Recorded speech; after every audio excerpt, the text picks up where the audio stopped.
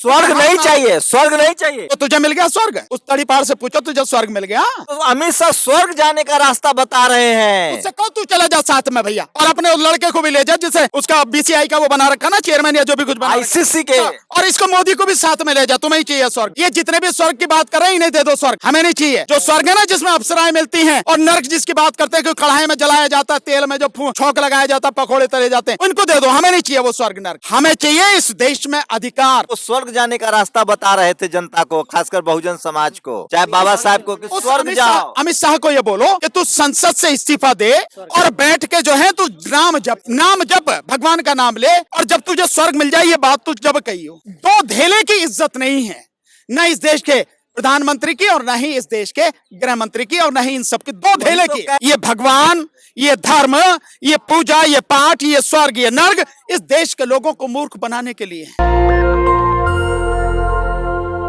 मेरे साथ बहुजन आंदोलन के मजबूत स्तंभ, पेशे से वकील और शोषित वंचित की आवाज़, इस देश में संवैधानिक अधिकारों की मजबूती से लड़ाई लड़ने वाले वकील कहिए, सामाजिक कार्यकर्ता कहिए, बहुजन समाज के योद्धा कहिए, भानु प्रताप जी हैं। क्या लगता है, लोग कह रहे हैं कि ये अमित शाह का स्लिप ऑफ टंग हो गया, गलती से निकल गया। केवल स्लिप ऑफ टंग नहीं है, अगर आप देखेंगे शंभू जी, तो जो इनके और इनके जितने मानने वाले हैं, मनुवाद को मानने वाले जितने भी लोग हैं, इनकी पार्टी, इनके संगठन, आरएसएस के लोग हैं, ये सभी के अंदर यही जहर भरा हुआ है।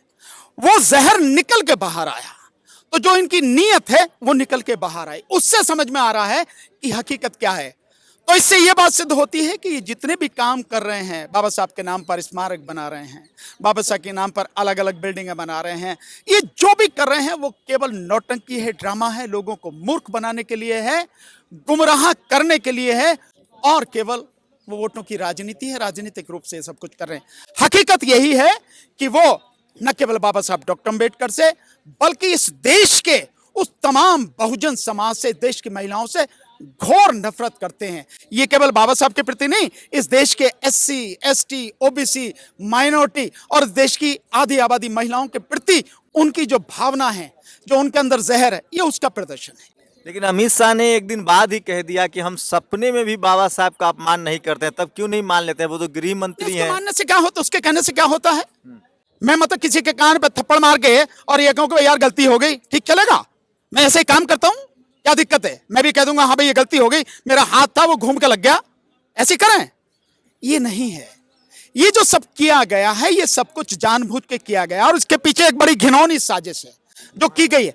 न केवल ये भावना निकल कर आई है, बल्कि जो मामले संसद में उठ रहे हैं, अडानी वाला एक, दूसरा जो महाराष्ट्र में जो चुनाव हुआ और उसके बाद जिस तरह से महाराष्ट्र में उबाल आ रहा है, आप तो सारे कवर कर रहे हैं, सारा सबको देख रहे हैं, जो जगह जगह वहां पर हर जिले में आंदोलन हो रहे हैं, ये उस सारे प्रोसेस को डिरेल करने के लिए, उसको भटकाने के लिए ये सारी जानबूझ के की गई है। वो ऐसे कैसे हो जाएगा? सब कुछ लिख के लाया था, वो लिखा ही हुआ तो पड़ रहा था, कोई ऐसा तो नहीं था कि अलग से लाया था।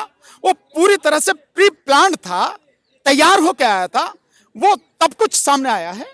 लेकिन वो तो कहें कि आप इतना भगवान का नाम जपेंगे तो 7 जनों का स्वर्ग मिल जाएगा, तो बहुजन समाज को तुझे मिल गया, वो तो करता ही रहे। हालांकि है तो वो जैन, पर आज की तारीख में तो वो ब्राह्मणवादी हिंदू ही बना हुआ है ना। तो तुझे मिल गया स्वर्ग? उस तड़ीपार से पूछो तुझे स्वर्ग मिल गया? देखिए ना, उनके बेटा आईसीसी के हेड बने हुए हैं, वो गृह मंत्री, और स्वर्ग क्या चाहिए? ये सत्ता पर काबिज होने की वजह से सब संसाधनों को लूटा जा रहा है, अपने बच्चों को, अपने लोगों को बिठाया जा रहा है। ये स्वर्ग नहीं है।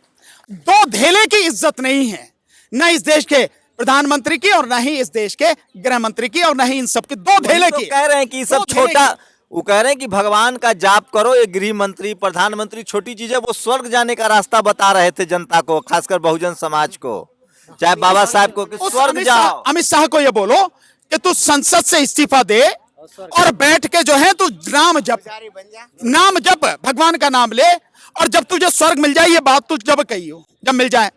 जिस भगवान की बात कर रहे हो, इस देश में तो भगवान के देवी देवताओं की कमी नहीं है। वो भगवान जिसकी बात कर रहे हो, जिसकी पूजा की, जिसके नाम की बात कर रहे हो, 3 साल की बच्ची के साथ में 4 साल, 5 साल, 6 साल, 8 साल, 10 साल नाबालिग बच्चियों के साथ में बलात्कार होता, क्या वो दर्शन करता बलात्कारी को बलात्कार करते हुए? भगवान दिखाई नहीं देता है उसे? ये अन्याय अत्याचार उसे दिखाई नहीं देता? उन बच्चियों का बलात्कार करके उनका कत्ल किया जाता है, भगवान को दिखाई नहीं देता। कहां है वो सर्वव्यापी, सर्वशक्तिमान, सर्वविद्यमान? भावना हत्या करने कहां है का भगवान? केस दर्ज हो जाएगा आप पर। क्या भावना हत्या करने का केस दर्ज हो जाएगा किस पे? भावना? पर। आप शुक्र समझो कि मैंने अभी तक भावना आहत होने का केस दर्ज नहीं किया। भावनाएं तो मेरी आहत हैं, इस बहुजन समाज की आहत है। तो अच्छा सुनिए, 90% से ज्यादा लोगों की भावनाएं आहत हैं। अमित शाह कह रहे हैं कि माला जपो, भगवान का नाम लो तो स्वर्ग मिलेगा। आप लोग क्या कहते हैं कि बाबा साहब का नाम जपो? निश्चित रूप से इस देश के किसी भी भगवान ने इस देश के एक व्यक्ति का भला नहीं किया, एक व्यक्ति का भी। ये भगवान, ये धर्म, ये पूजा, ये पाठ, ये स्वर्ग, ये नर्क इस देश के लोगों को मूर्ख बनाने के लिए है। इस देश के लोगों को उन असली समस्याओं पर उनका ध्यान न जाए उससे भटकाने के लिए है, अंधविश्वास में डुबाने के लिए है। बहुजन समाज को क्या चाहिए? संसद चाहिए कि स्वर्ग बहुजन चाहिए? समाज को संसद भी चाहिए, विधानसभा भी चाहिए, सुप्रीम कोर्ट भी चाहिए, हाई कोर्ट भी चाहिए, और जितने भी तमाम वो पद हैं जहां से पूरी शक्ति, पूरी ताकत। स्वर्ग नहीं चाहिए, स्वर्ग नहीं चाहिए। ये जितने भी स्वर्ग की बात कर रहे हैं इन्हें दे दो स्वर्ग, हमें नहीं चाहिए। जो स्वर्ग है ना जिसमें अप्सराएं मिलती हैं, और नर्क जिसकी बात करते हैं कि कढ़ाई में जलाया जाता है, तेल में जो छौंक लगाया जाता है, पकोड़े तले जाते हैं, उनको दे दो, हमें नहीं चाहिए वो स्वर्ग नर्क। हमें चाहिए इस देश में अधिकार, हमें चाहिए इस देश में संविधान के हिसाब से सरकार चले, कानून का राज हो। भानु प्रताप जी, आपको गृह मंत्री और स्वर्ग का ऑप्शन मिले तो कौन सा पद स्वीकार करें? मैं ना तो गृह मंत्री जो का पद स्वीकार करूंगा और ना ही मैं जो स्वर्ग का। मैं इस देश में अपनी ताकत से प्रधानमंत्री का पद छीन लूंगा इनसे, पूरी ताकत से छीन लूंगा इनसे। वो पद चाहिए जहां से पूरी ताकत होती है और जहां से इस देश की हुकूमत चलती है और लोगों के कल्याण के लिए जो हुकूमत चलनी चाहिए वो पद चाहिए, वो मैं इनसे छीन लूंगा मैं इनसे। तो अमित शाह स्वर्ग जाने का रास्ता बता रहे हैं। उससे कहो तू चला जा साथ में भैया, और अपने उस लड़के को भी ले जा जिसे उसका बीसीआई का वो बना रखा ना, चेयरमैन या जो भी कुछ बना आईसीसी के, और इसको मोदी को भी साथ में ले जा, तुम्हें ही चाहिए स्वर्ग। अच्छा, एक और बाबा हैं, उन्होंने कहा है कि आरक्षण 10 सालों के लिए था, खत्म होना चाहिए। अनपढ़ बाबा होगा, जैसे ही प्रधानमंत्री और गृह मंत्री अनपढ़ है। उससे पूछो जो आरक्षण है वो राजनीतिक आरक्षण 10 साल के लिए था। राजनीतिक आरक्षण जो सामाजिक, जो उसमें शैक्षणिक और आर्थिक यानी जो नौकरियों में आरक्षण है, वो आरक्षण हमेशा के लिए है। वो भागीदारी है, वो हिस्सेदारी है, इस देश की सत्ता में, शासन में हिस्सेदारी उसके लिए है, आगे बढ़ने के लिए है, वो हमेशा के लिए है। लेकिन ये तो अनपढ़ों की भीड़ इकट्ठी कर रखी है ना, गुंडे बदमाशों की भीड़ इकट्ठे करिए, जो मुंह में आता अन्न बंड वो बक देते हैं। लेकिन अमित शाह के बारे में कहा जा रहा है कि उन्होंने बाबा साहब का मान सम्मान बढ़ाया है, मोदी जी ने बढ़ाया है। मतलब अपमान करके मान सम्मान बढ़ता है? मान सम्मान बाबा साहब का तब बढ़ेगा जब देश का प्रधानमंत्री, देश का गृह मंत्री दोनों यही संसद परिसर में बाबा साहब की जो प्रतिमा लगी थी, जिसको इन्होंने 3 जून को हटा दिया, लोकसभा चुनाव 2024 के परिणाम आने से पहले, मतगणना से पहले, उस प्रतिमा को उसी जगह पर पूरे सम्मान के साथ, पूरी भव्यता के साथ स्थापित करके दोनों के दोनों प्रधानमंत्री, गृह मंत्री उसके सामने सर झुका के माफी मांगेंगे और इस्तीफा देंगे कि हमसे बहुत बड़ी गलती होगी, हम इस पद पर रहने के लायक नहीं, हम इस्तीफा देते हैं, तभी माफी मांगेगी। नहीं तो इस देश में, पूरे देश में जबरदस्त आंदोलन होगा। अभी तो आप ये देख रहे हो, आज आपने देखा नहीं, पहले इन्होंने हमारी परमिशन कैंसिल कर दी और उसके बाद में परमिशन कैंसिल करने के बाद हमारे साथियों को रोका। बाद में जब हमें सारी चीजें बताई, बात हुई, तब हमें परमिशन इन्होंने बाद में दी। प्रदर्शन तो देश भर में हो रहा है, लेकिन न टीवी है न अखबार है, कौन दिखाएगा? क्या होगा इस प्रदर्शन है टीवी और अखबार? मैं तो कह रहा हूं सोशल मीडिया का भी गला घोंट दिया। जो लाखों करोड़ों में जाती थी हमारी बातें, वो आज तक नहीं पहुंच पा रही हैं, बिल्कुल गला दबा रहे हैं, बिल्कुल सही बात है, लेकिन इससे रुकेगा नहीं। और इसीलिए हमने जो शुरू किया है, कल से अंबेडकर भवन से हम लोग शुरू करें, यानी 25 दिसंबर से। बाबा साहब डॉक्टर अंबेडकर ने 25 दिसंबर 1927 को मनुस्मृति का दहन जो किया था, कल अंबेडकर भवन में उसी मनुस्मृति का दहन करके दिल्ली में मनुस्मृति जलाएंगे, धर्म ग्रंथ जलाएंगे, बैलेट पेपर से चुनाव हो और मशीन का खात्मा हो, इस मनुस्मृति जलाएंगे आप। 10 दिन की हम पैदल यात्रा शुरू कर रहे हैं कल। आप मनुस्मृति जलाएंगे? मैम बिल्कुल मनुस्मृति जला के हम ये सब करेंगे। अरे धर्म ग्रंथ है, उनका धर्म ग्रंथ होगा, इस देश के तमाम लोगों के लिए तो वो अन्याय ग्रंथ है, ऊंच नीच पर आधारित ग्रंथ है, भेदभाव पर आधारित ग्रंथ है। आप साहब जेल चले जाएंगे आप? जेल हमने बतेरी देखी, आज की बात है, हम कब से जेल देखते रहते हैं, रोज यही काम तो करते हैं। जो जेल जाने से नहीं डरते, गोलियों से नहीं डरते, जेल से क्या डरेंगे? गृह मंत्री से डर नहीं लग रहा? अमित शाह चाणक्य कहलाते हैं। तड़ी पार से, ऐसे तड़ी पार रोजा में हमारे पास क्लाइंट, तड़ीपार से वहां भी डर लगे। क्या बात कर रहे हो आप भी।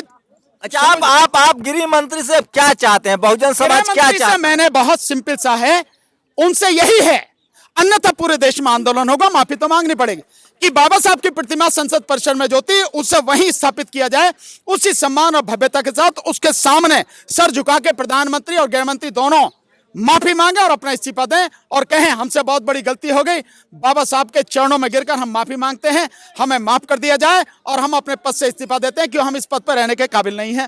तभी माफी होगी, नहीं तो नहीं होगी। एक लास्ट सवाल, चुनाव आयोग और सरकार ने एक नियम बदल दिया, अब कोई भी जानकारी आम आदमी को नहीं दी जाएगी इलेक्टोरल प्रोसेस की। ये बहुत गंभीर स्थिति है और आप इससे लगा सकते हैं कि जो बेईमानी लोकसभा चुनाव में हुई, 4,65,00,000 से ज्यादा वोटें बढ़ाई गई, उसके बाद हरियाणा में 14 लाख वोटें बढ़ाई गई, 20 सीटें वहां जीत के आए और लोकसभा में 79 सीटें जो उसके माध्यम से जीत के आए, और फिर यहाँ पे महाराष्ट्र में जो 76 लाख वोटें बढ़ाई जिसकी वजह से 120 वोटें वो सीटें वो जीत के आए। ये उस सारी उसको जिसे कहते हैं ना चोरी और सीना चोरी, यानी उस बेईमानी को हम पक्की तरह से कानून के दायरे में अब खुल के करेंगे। देश के दम हो तो कर ले, हमें रोक ले, ये उस पर ठप्पा लगाया है। लेकिन वो एक आखिरी सवाल लीजिए, लेकिन बीजेपी वाले कह रहे हैं, आरएसएस वाले कि सबसे ज्यादा बाबा साहब का अपमान कांग्रेस ही कर रहे हैं। ये सारे के सारे इनसे ये पूछो, इस दिल्ली के रामलीला मैदान में बाबा साहब का पुतला, नेहरू जी का पुतला किसने जलाया? आरएसएस ने, इनके पुरखों ने जलाया। संविधान को ये नहीं मानते थे, ये कहते ना कि संविधान में भारतीय तो कुछ है ही नहीं, सब इधर उधर से लिया गया है। सो किसने अपमान किया और आज तक नहीं मानते। और मनुस्मृति को कह रहे इतनी बड़ी बढ़िया हमारी जो न्याय की जो एक संहिता है उसको मानने की बात करें, इसके पुरखे तो मारे, इसने पढ़ा नहीं, अनपढ़ आदमी पढ़ेगा कहां से, और होगा भी तो भी मानेंगे नहीं। तो बीजेपी वाले जो लोग हैं इनसे पूछो, कांग्रेस को दोष देने से पहले और किसी और को दोष देने से पहले अपने गिरेबान में झांक के देखो, आज तक भी तुम बाबा साहब का अपमान तुम कर रहे हो।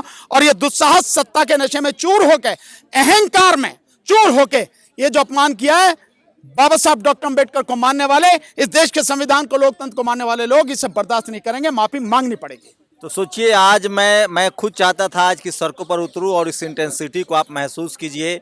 देश का शायद ही कोई जिला, कोई शहर, कोई गांव है जहां आज बाबा साहब के सम्मान में प्रदर्शन नहीं हो रहा है और अमित शाह के खिलाफ प्रदर्शन नहीं हो रहा है। लेकिन चूंकि टीवी अखबार नहीं है इस देश के बहुसंख्यक आबादी के पास, सोशल मीडिया को कंट्रोल किया जा रहा है, उसके बावजूद भी एक बड़ा प्रोटेस्ट जो है वो आज देश भर में चल रहा है। और मैं सोचता था कि मैं इसको व्यक्तिगत रूप से भी कवर करूं, और इसी कड़ी में हमने भानु प्रताप जो एक बड़े चेहरा हैं, समाज उनकी बात सुनता है, सोशल मीडिया पर सबसे ज़्यादा देखे सुने जाते हैं, उनकी राय बताई। अमित शाह से बड़ी पॉलिटिकल चूक हुई है और एक बड़ा तबका इस देश का उनसे नाराज़ है।